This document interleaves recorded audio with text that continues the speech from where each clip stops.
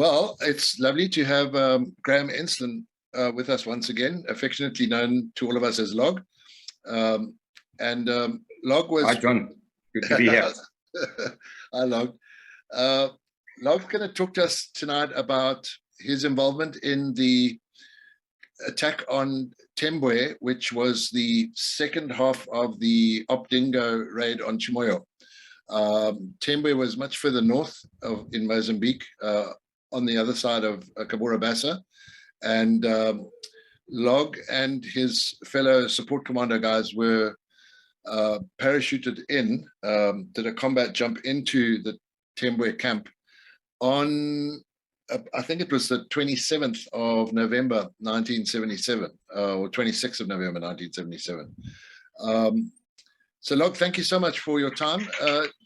You guys took off from New Serum, I believe, eh? At about 25... Yeah, John, I'll give you a bit of a second. I just want to check the date there. 26th of November. Yeah. Yeah, 1977. Yeah, I was just having quick squiz with my logbook there.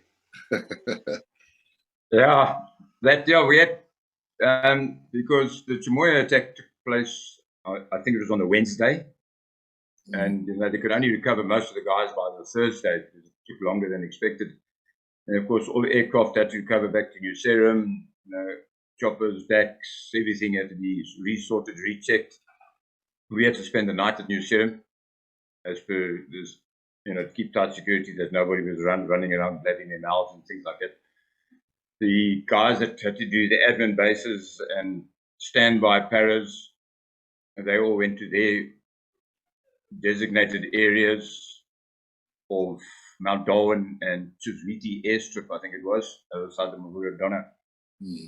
Commando was the standby paras, and we were plonked on Grand Reef, and we had to sit there. I'll never forget that day. We had to sit for about nearly 2.5 hours, 3 hours with our chutes on in boiling hot sun. It wasn't very comfortable, I can assure you.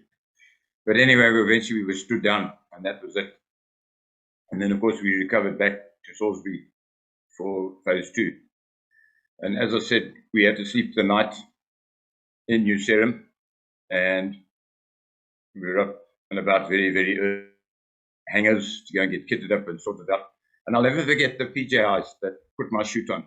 I think that oak must have had something in for me, because I've never had a chute strangle me so much in all my life. I couldn't even walk to the deck, and it wasn't just a short walk. We had a huge walk on the apron to get to our decks, and I had to walk double the whole way, because it was the way the oak had tightened the chute. It pulled us any tightening straps on me, and I had to be helped into the deck. I couldn't even climb in. Of course, you got radios digging into you and magazines digging into you, and so it was rather uncomfortable.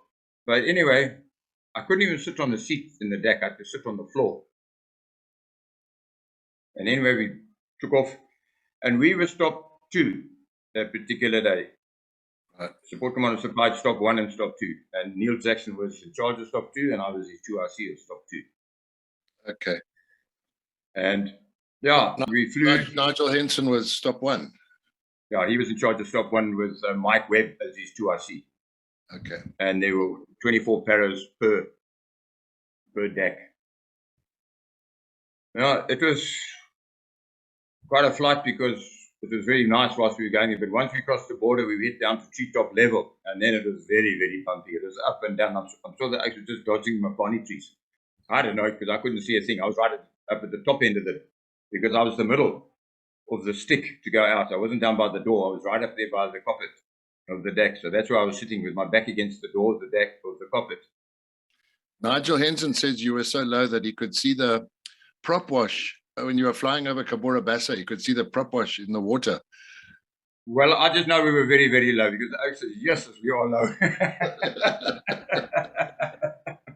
We were all flying very, very low. And the guys came and helped me to get up and hook me up and things like that. And of course, it was red light on. And then I just saw the green light, and I just saw, the dispatchers slapping oaks. And anyway, I just beetled down there as quick as I could out the door. And when I looked, the first thing I saw was a hunter flash past, busy doing his thing. And then I looked down, because that's what you normally do. You look up, and then you look down to make sure that up is right and to see what's going on. All I saw was hundreds of swastikas going in all directions. There were just oaks in the proverbial swastika position going. And we were dropped about, I think, 4 to 5 k's, not quite sure exact distance from the camp to try and act as a stop, to cut off the oaks gapping it. And as I just said, there was just oaks running in all directions. And anyway, wham bam, we were on the deck. I mean, it was, I don't think we were just open and virtually we were on the deck. And of course, now I'm lying there, all tangled up. Now I can't get my chute off. So I'm asking the oaks to come and help me, and they don't know who's going to come and help me because they're just too busy shooting at oaks running past and things like that. So I'm battling to get this chute off. So eventually I got the cables off, so I got the chute off. But now I've still got the harness and all that paraphernalia on me. So I said, yeah, shit. Eventually I had to take off all my webbing and everything to get that thing off. And I just said to my sort out anybody that's coming in our direction. I said, I get myself sorted out because this is a complete horse's arse here. But the thing is, I meant to tell you, just as I hit the deck, I think from the ride and the adrenaline rush and everything, as I hit the deck, so I puked. And trying to yell to my one little troopy to come and help me to get the bloody chute off and that, but he wasn't interested. And I just said to the MAG gun, I said, you shoot it up. And eventually we got the bloody paraphernalia off me. But I cursed those oaks, let me tell you, most of the morning. Because it was the most uncomfortable ride I've ever had in the deck, was that. Anyway, we were told to sort ourselves, shake ourselves out into a sweep line, and we started to shoot forward. And at this stage, then, guys were already starting to shoot at the enemy, and we weren't taking any fire at that stage again at all. And we were sweeping until we crossed the road.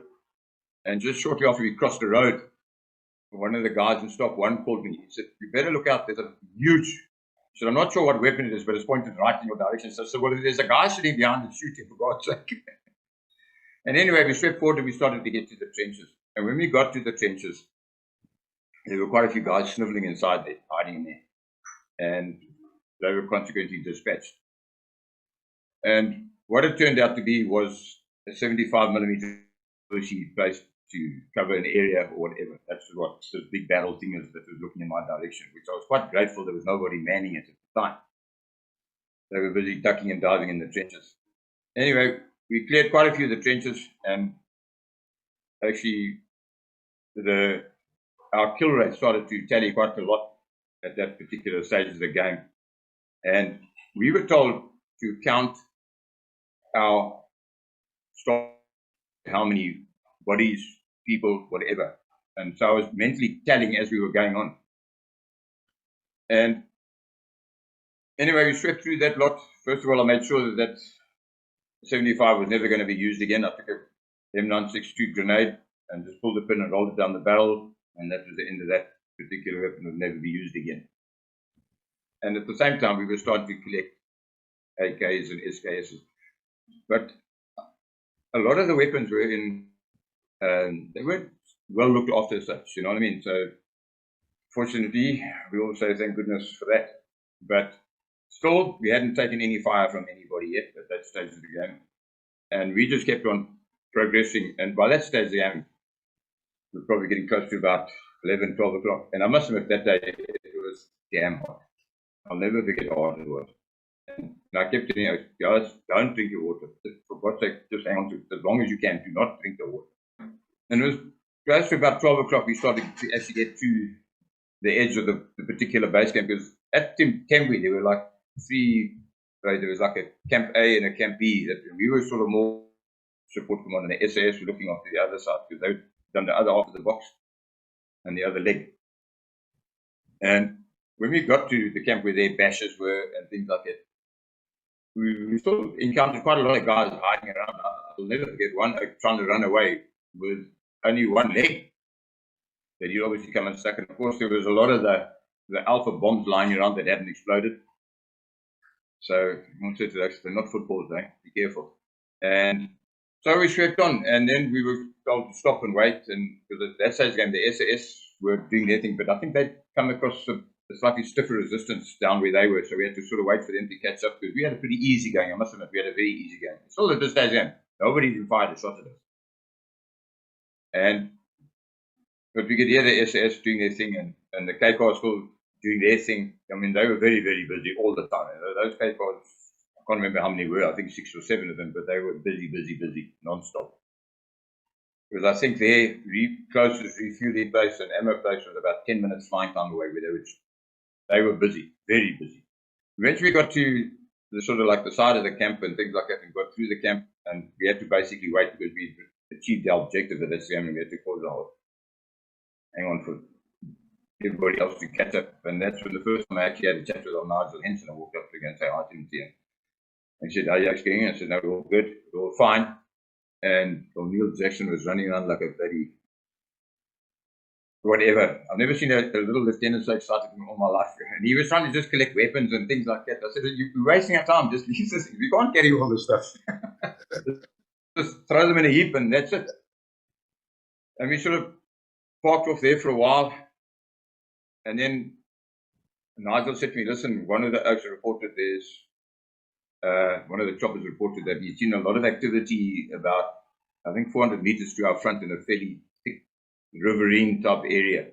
He'd seen a lot of guys go in there." So I said, "Get your action, do a sweep towards that area and go and see what's going on." So off we went. And that's when we came across the first of the anti-aircraft 0.7s and a 14.5. But also, there were a couple of guys that had seen the better end of a K-card that stage again behind them. And anyway, we swept into the river, and we had a bit of a skirmish with a couple of blokes in there between two of our stops, and I think we ended up counting 30 bodies in there by the time we finished in there. And get those weapons dismantled so they could be uplifted. And then I heard the SAS guys talking that they'd come across the main armory and they were going to prepare it for explosives. By now it was about like 4 o'clock in the afternoon.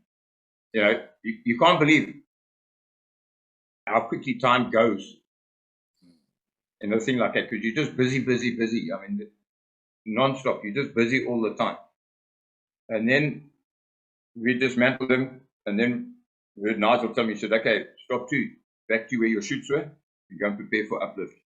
You go and pack up your chutes and get them ready for uplift." So we trundled back to where our chutes were, and we started, you know, rolling them up and packing them up, and eventually, you know, the choppers, G-cars started coming in and taking us out. And this is where the best part of Tembue was. We got picked up, and we were grateful that everybody was all okay. All right, that's that stage, and we still, nobody fired a shot at us. And we're on our way home. Anyway, we're going. We're about halfway across Kabora Bassa, and I'm sitting behind the pilot, and I just happened to notice that particular little orange light come on. That says we haven't got much flying time left. And I said, "Oh, hell, dunking into the middle of the dam here." And I heard him chatting to his tech, and then the tech, and I said, "No," I said, "I know what that light's for. I've been in enough helicopters to understand what that light means." Yeah. So he said, "You actually start looking anything where we can put this chopper down on." And we started to fly around it. And eventually we saw some trees and things like that, and a bit of grass sticking out. And we managed to put the chopper down on a bit of a submerged island. Okay, so there we sat waiting. And then a DAC came flying past and chucked out like a half a drum of juice or something like that. Obviously not a full drum, it was a sink. So at least it would float. And of course we went fetched it, helped the tech, and got the chopper back refueled. And well, by then it was almost dark, John. It was almost, well, we flew in the dark basically. And I didn't know where the hell we were going. And then I just saw that, looked like we were, and I saw like torches flashing, and I thought, "Hey, I wonder where we are." And anyway, we landed at the admin base, because that's as far as we could go. And that was on top of the train there, and with our chopper crew and things like that. And then, yeah, and the RSM Ken Reed, he was there shouting the odds, but being like he always does. So I don't know who all was at that admin base. I can just remember Ken Reed being there, chatting, because I had a long chat with him and things like that. And he said, "Yeah, you're the only helicopter that all the others have got back to Rhodesia. You're the only one that hasn't gone back yet." But yeah, grateful that we got back there. And the next morning we flew in and to Chisviti airstrip. And just before we got there, the text said to us, if you guys got any contraband or souvenirs, he said, you better leave it in the chopper. He says, the MPs are waiting for you. And rachis they were. Eh? When we landed, they were waiting. Eh? And I mean, they were checking out a few of the guys that had collected a few things that just left it on the chopper with their kit there. He said, I remember him asking one of my troopies, where's your sleeping bag? He said, no, I never take a sleeping bag. He said, don't you? I said, no. I said, most of us don't. I said, it's so bloody hot at this time of year, we don't have to use sleeping bags to sleep. We just, as we are. And remember, we're more worried about carrying water and ammo and everything else than worrying about a sleeping bag. And I think the biggest thing for that op was the distance that had to be done. It's like 200 and something kilometers that the oaks had to fly. So it was a more of a story. You know, one of the things we were told, if the shit is the fan, walk to Malawi, it's closer. Then trying to get back to Rhodesia. You know, as I said to you, we had to count. Now, my particular stick of 4 guys, we each stick had to do a count there. And at the end of the day, our tally was 124 oaks. Either that we come across dead or that we dispatched. 124. Our stick of 4. So, you know, it gives you an idea how many guys there were out there. You know, they say there was plus minus 1,000 there that were taken care of that day. I mean, as I said, when we came out of that deck, there were just figures in all directions going. Sure. No, it was busy. It was busy. But I was amazed. I mean, we never had a shot fired. Yeah, no, thank God. And I don't think RLI suffered any casualties. Eh? None. There was none. There was actually nobody suffered anything that day. I mean, not even on the SAS side. Nobody. There was absolutely nothing. I think those actually, as I said, you know, their weapons weren't in good nick and things like that. So, as to what type of training camp they were or what staging camp they were, I think maybe their boss man was a bit slapgatte or whatever you want to call it back to days, because they didn't look like a very aggressive bunch. As I said, we never had a shot fired. Yeah. Anyway, on the subject of numbers, apparently large numbers of them were moved out the day before. Large numbers of the enemy. On the one instance, 1,000 were moved further north, 15 kilometers further north, and another 500. Direct to another camp, about 50 km to the north, yeah. Do you think they were tipped off, maybe? Well, who knows? You know, as time went on, when we started, things got less and less and less, because there was definitely somebody saying something that they shouldn't be saying, and it worked. Towards the end of the war, I mean, there were definitely people were getting tipped off. You know, just going to digress a little bit from Tembue, when we went to CGT2 in Zambia. When we got there, that camp was virtually deserted. I think there was a couple of caretakers left there. Once again, in Zambia, never fired a shot. I didn't even fire a shot myself at anybody in Zambia. But they were very much in evidence around, you know, the day or so before, and they were gone when we got there. I was reading a story log. I just wanted to get it out there that at Tembue, one of the SAS guys had a problem with his parachute. His parachute wouldn't open, and he had no time to deploy his reserve because they jumped at 350 feet or 450 feet. But apparently his parachute hooked up into a tree and broke his fall, and he was uninjured. Did that happen from time to time, that you dropped so low that there's no time to deploy your reserve? You know, I think that was almost my biggest fear, that if I went out of that deck and there was something wrong with the chute, that I wouldn't have enough time to sort out that reserve. It was my biggest fear. So I was always very grateful when I looked up there and everything was honky-dory. I was a very happy chap. I can assure you. I wasn't too concerned about as much as what they taught us about doing all these fancy landings and putting your foot this way and that way. That never happened, because it was just, we arrived in a cloud of dust. And that was it. Right? And sort of got ourselves, okay, no legs broken, no bones broken. We set to go, good to go. And that was it. I mean, no. I remember once on a fire force thing, the support commander went out the door. Those guys went out and they ended up going through trees, and we had a couple of guys hurt on a couple of occasions. in Zambia, we had 2 guys, I think. Well, I definitely remember one a broken leg, but it could have been the way he landed or something like that. But yeah, I was always very grateful that when I looked up there, that chute had fully deployed. I was extremely happy, Chappie, because then I didn't have to worry about anything else.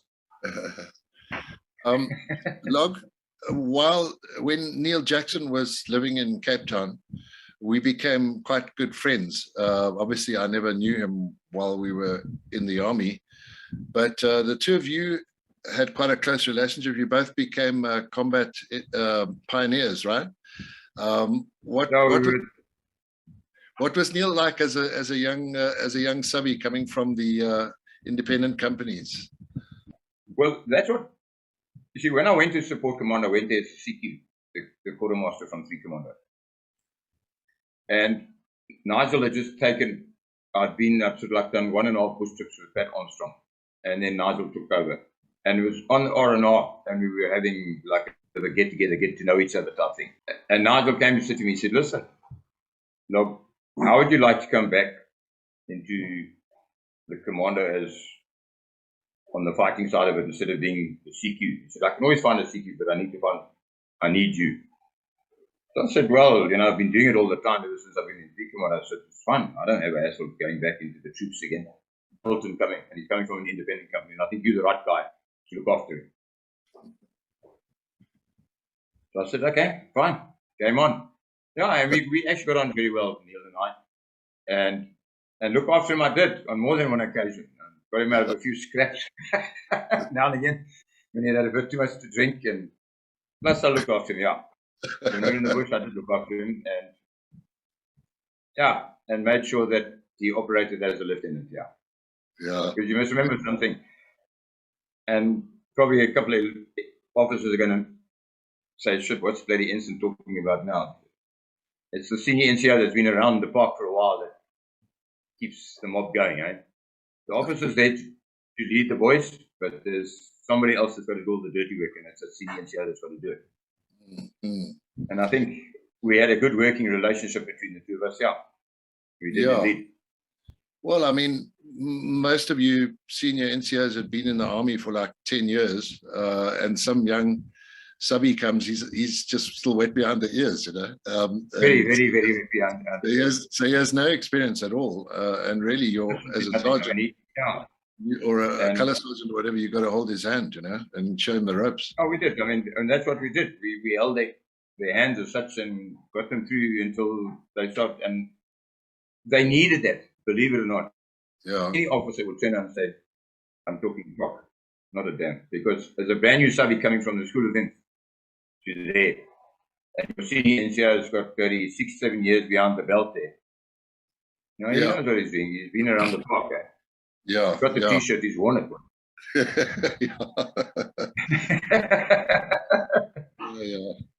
Great, very grateful to see Neil, because he made a great effort when it was my 60th birthday to come to my birthday party.